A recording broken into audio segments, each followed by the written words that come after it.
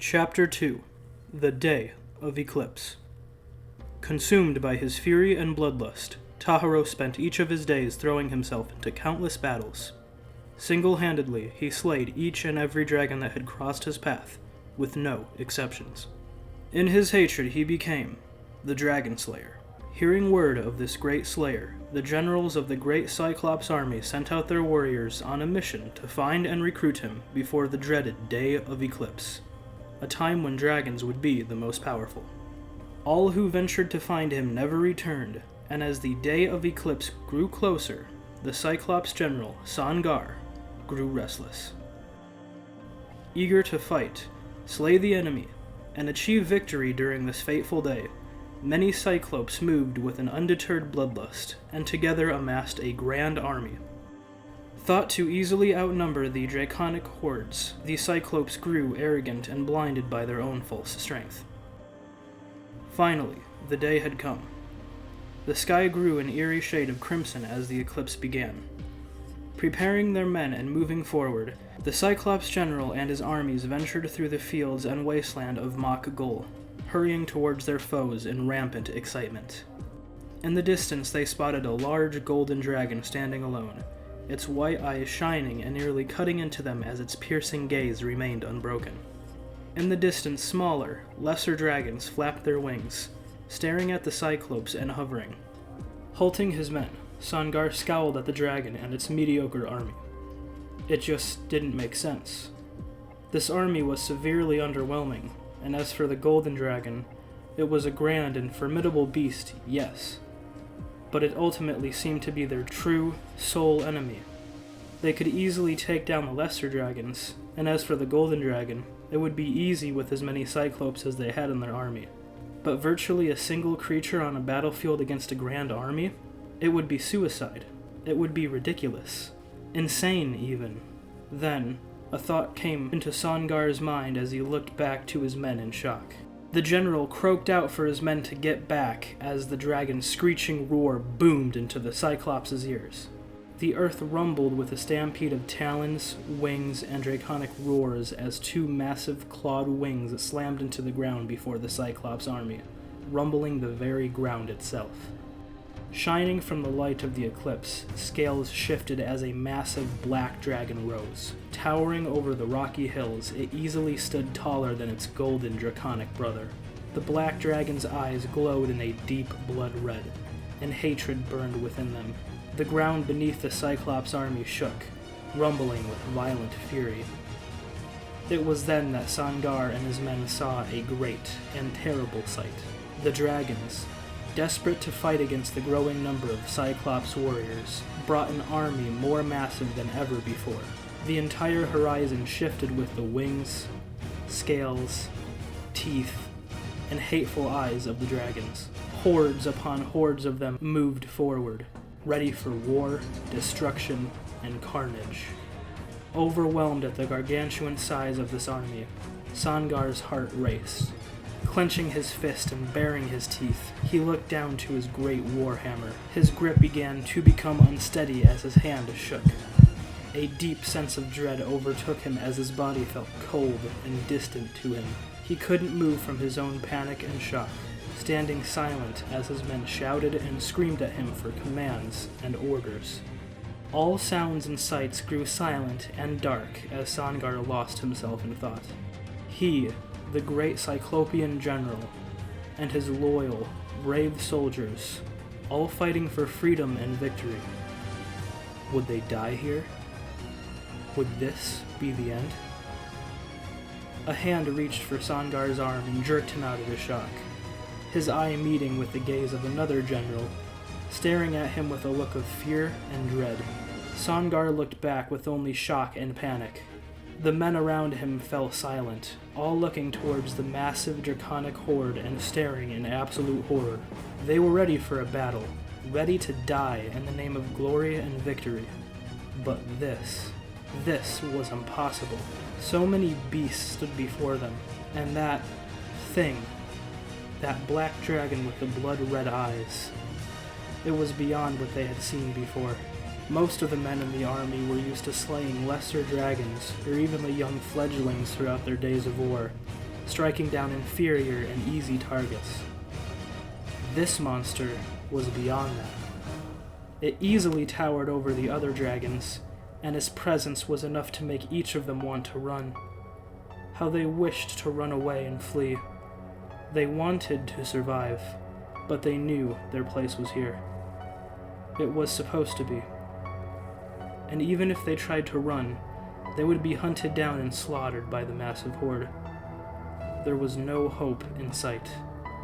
Many thought that it was over, and a quiet dread grew among the army of Cyclopes, soon taking over it entirely. It was in the silence of the battlefield that a grand roar was heard, and the Dragon Slayer made his presence known. Sprinting along the mountainous rocks beside the armies of dragons, he leaped headfirst into battle. Hurtling towards the two leaders of the draconic horde, he slammed his spiked metal boot down onto the dragon's skull, crushing it underneath his weight. He grabbed onto one of the beast horns as its body began to fall. Striking with incredible speed and strength, the Dragon Slayer swung his body and threw his axe down towards the massive black dragon, burying the blade into the skull of the mighty creature. Sangar and the Cyclopean warriors gasped in shock and awe as the black dragon fell, its killer being the fated and mysterious Dragon Slayer himself. The Great Slayer grabbed his axe, pulling himself onto the black dragon's head as it collapsed. He stepped from the beast body and ripped the axe from its skull, letting out another mighty roar as the draconic army stared in shock, unable to believe that their leader had been slain so mercilessly and suddenly. Fear quickly turned to anger, and anger turned to blinding rage and vengeance. The dragons stood before the Slayer, their throats burning red as they threw open each of their terrible maws, igniting sparks into tremendous flames as an inferno of draconic fire engulfed the Slayer entirely. Beast after beast let out their furious flames, all targeted to this terrible threat. The Cyclopes watched in horrendous agony, and they knew that now it was truly over. They had lost. Amidst the growing flames, a faint sound was heard. Humming in a high pitch, it echoed throughout the barrage of fire, and the silhouette of the Dragon Slayer began to move. The Cyclopes couldn't believe what they saw next. The dragons closed their maws as their onslaught ended, and through the shifting waves of fire they saw the Dragon Slayer's arm pierce through the flames. The flames wrapped around his flesh and trickled away into fading embers. As the Slayer stepped from the fire, each wave of burning flame moved over his body and slid away like falling drops of rain. He remained untouched by the dragon's fire, and as his steaming body emerged from what would have been a living hell, the dragon stared in disbelief and horror. The crimson markings along the Dragon Slayer's body began to glow brighter, illuminating his body as he moved closer towards the fearful dragons. The blood on his axe shined with the same radiance as his markings, and he stared towards the first dragon that had thrown its mighty flames. The dragon's eyes widened as its heart raced. Confusion and dread swirled through its mind as its overwhelmed body began to shake. Even the Slayer's clothing, armor, and weaponry remained untouched by the fire, looking pristine as the cryptic crimson markings on his body hummed and shined. Strings of hot steam left the Slayer's body and axe as he grit his teeth, charging forward and slashing at the dragon's throat. Hitting his target, the dragon fell dead before the Slayer. Roaring out, the dragon surrounded the Slayer and raced towards him, charging in hysteric rage. Without hesitation, the Slayer kept moving forward. He leaped towards one dragon as it opened its maw. Kicking and throwing all of his weight forward, he crushed the beast's head under his heavy clawed boot and turned his body, swinging his great axe and slashing the throat of another roaring dragon. He looked over his shoulder and saw a dragon racing towards him from behind. Reacting with lightning speed, the Slayer threw his arm backwards, gripping the handle of his axe tightly. He aimed with incredible precision and struck at the eye of the dragon. using the blade at the base of his great axe to pierce the beast's eye. He drove the blade in deeper and killed the mighty beast as more dragons charged towards him. He slashed at them with his clawed gauntlet and continued to fight, pushing forward with an unbreakable determination. Songar and his army couldn't believe what they saw. Dragon after dragon fell to the onslaught of the Slayer, and as their terrifying savior let out a deafening roar, the Cyclopean army and Songar all roared in return and charged forward. Shedding their shock and dread, they moved forward without hesitation and raced into battle beside him. Together they struck into the draconic horde with newfound confidence and resolve as they killed dragon after dragon, eventually slaying most of the monstrous horde together. Through the intense battle, Cyclopean and draconic lives were lost, but the Cyclopes continued their unified assault. The great Dragon Slayer cut down every despicable dragon that stood in his way, one by one, without rest or remorse. Horrified at the Dragon Slayer's unnatural strength, many of the remaining dragons flew off in fear, retreating for another day of life and survival. While Songar and his warriors attempted to charge after them and slay off what little remained of the draconic army, the Slayer struck his great axe into the ground before them and screamed out in brutal defiance. Yelling furiously at the Dragon Slayer for his defiant act, Songar scolded the Slayer and pointed his warhammer towards him. Songar knew that this was their chance. They could charge into the fleeing dragons and pick off the remaining pests. Despite his pleas, the Dragon Slayer denied Songar's request.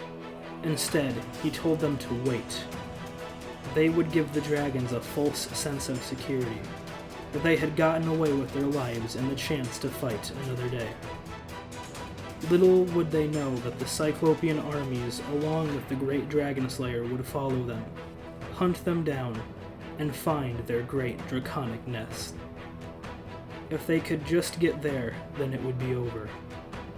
They'd kill off the remaining terrified dragons and wipe out their future generations before they would be strong enough to fight back.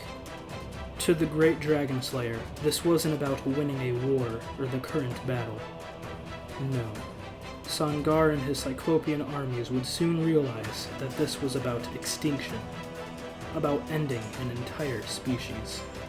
The Slayer's gaze met with Songar's, and in that moment the Cyclops general saw into the Slayer's soul. He saw the burning embers of hatred ignite into an eternal rage and lust for vengeance. This was a feeling he had only seen once, but never to this extent. Songar knew that he had been weak before. He was stubborn and afraid. No more. No more would he grovel in the dirt like a slithering maggot. No. This ends here. Lifting his warhammer, Songar struck the ground with all his might, shaking the very earth beneath his feet as the Cyclopean warriors behind him jolted in shock. Their murmuring voices were hushed in an instant. Songar nodded to the great Dragon Slayer and turned to his warriors. He roared out and proclaimed that the great Dragon Slayer, their savior, would become their new general for this battle and lead their forces to victory. He told them of the Slayer's plan, and that they would finally end this once and for all. All of their pain, sorrow, and loss would die, and it would end with the aid of the great Dragon Slayer himself. Songar finally knew why they met the Slayer. It had been their destiny. Today, they would win. Today would be their victory.